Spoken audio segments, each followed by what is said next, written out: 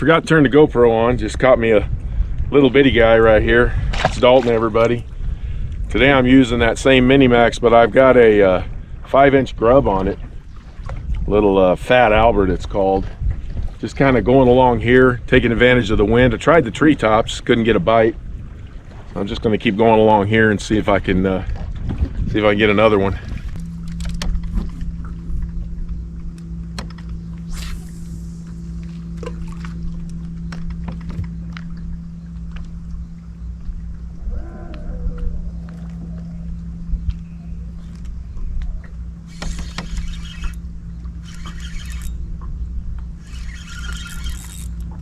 Got him.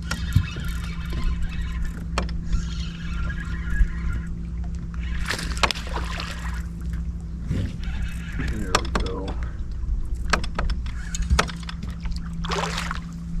There we go.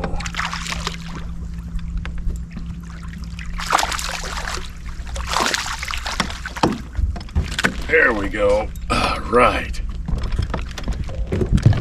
Finally got a decent one. Dug this guy. I don't know, he feels about maybe close to 1.75 pounds, 2 pounds. Beautiful fish.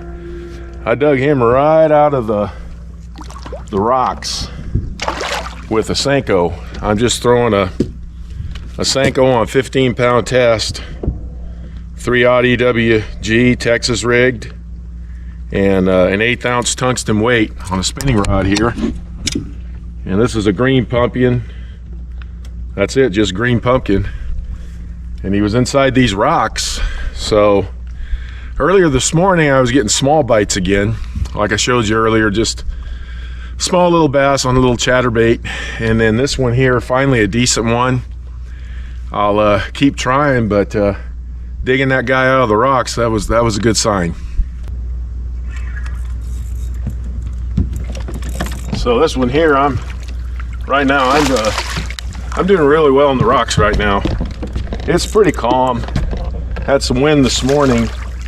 Not as much as not as much as I thought there was going to be. There was actually a lot less than I thought. But here's another little chunky guy right here. Look at that belly. Well, thank you very much, buddy. He knocked himself out. No, he just revived himself. He fell off, kind of knocked himself kind of loony there. Yeah, just a Senko, and throwing it down on those rocks and just slowly moving, and I'm not doing much with it. I don't have a whole lot of activity. Haven't got as many bites as I did day before yesterday. Today's Wednesday, and not quite as many bites, but that's when I know I got to slow it down, throw the Senko, drag it around. Bass love it.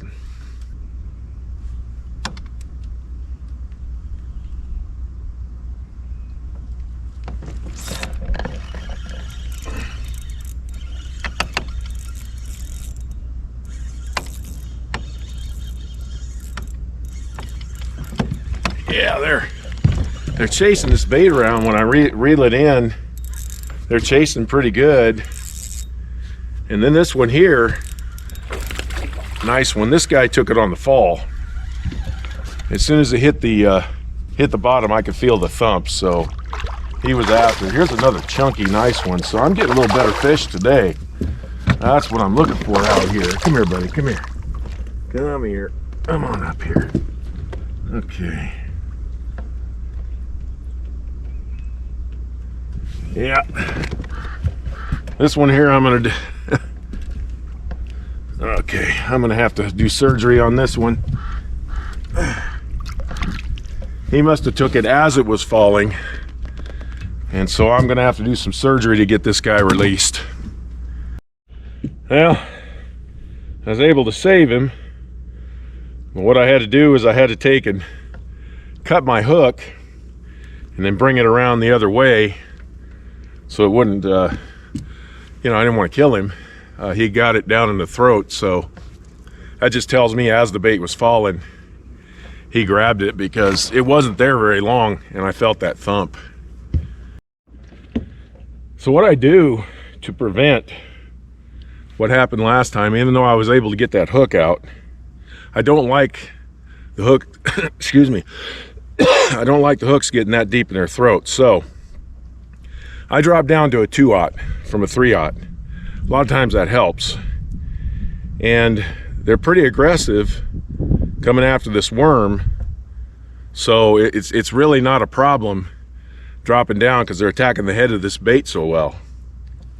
As I shared before, on your senkos, if you want to catch more fish with one, because they are a very soft bait, then I would go ahead and just flip it over, come in through the bottom,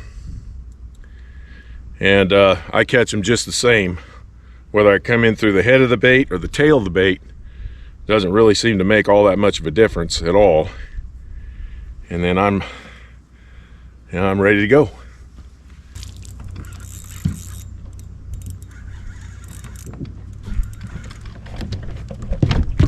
Yeah, so once again, just peck, peck, peck, set the hook.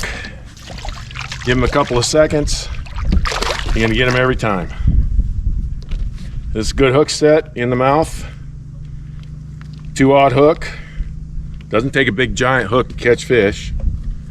And they're not very big. That's not the point. The point is figuring things out. You know, this morning was really slow. A few bites on that little chatterbait. Nothing like the other day. Not even close. And then just take this worm, turn it upside down, use the other end. You know, and now that's my third fish on this worm. These senkos, they're kind of expensive, you know, they've gotten expensive. They're almost like $1 a piece depending on where you buy them. So 3 fish out of this worm, you know, I'll take that. That's not too bad. I'm gonna show you guys something real quick. Right now I'm in 30 feet of water, but I'm right next to the rocks here. So this time of the year in the summer, there's 2 things that I'm looking for.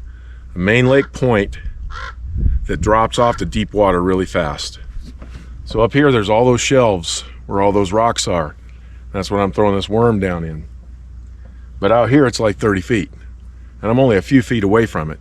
So you look for main lake points that have a very, very quick drop off, because that's an ambush point for bass.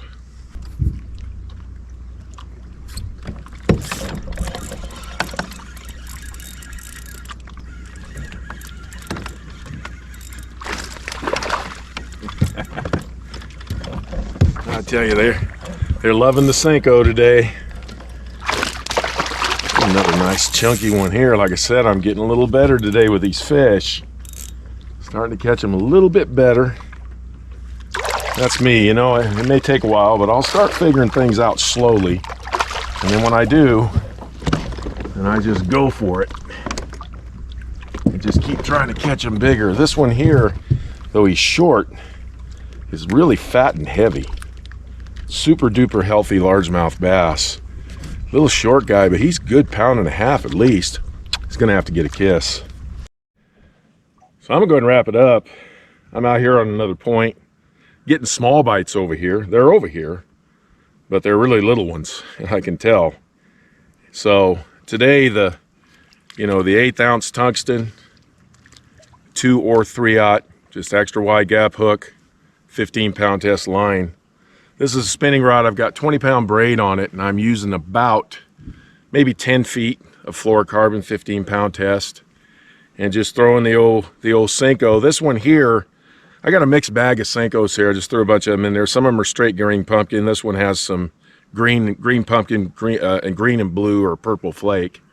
I think they probably think it's a bluegill. The key, rocks, rocks, rocks. You've got your points, and then along the sides of the points where you have all those rocks, you know, just slowly moving that bait through, and you'd be surprised how many bites you can get on these things. I mean, senko, I think, is still very likely, can't prove it, it used to be, but I think it's probably still, you know, either the #1 selling bait or still in the top, at least the top 5. And the key to this is just fish it at different depths. Fish it up there against the rocks, fish it out 20, 25 feet, And you'd be surprised when you fish it out that deep.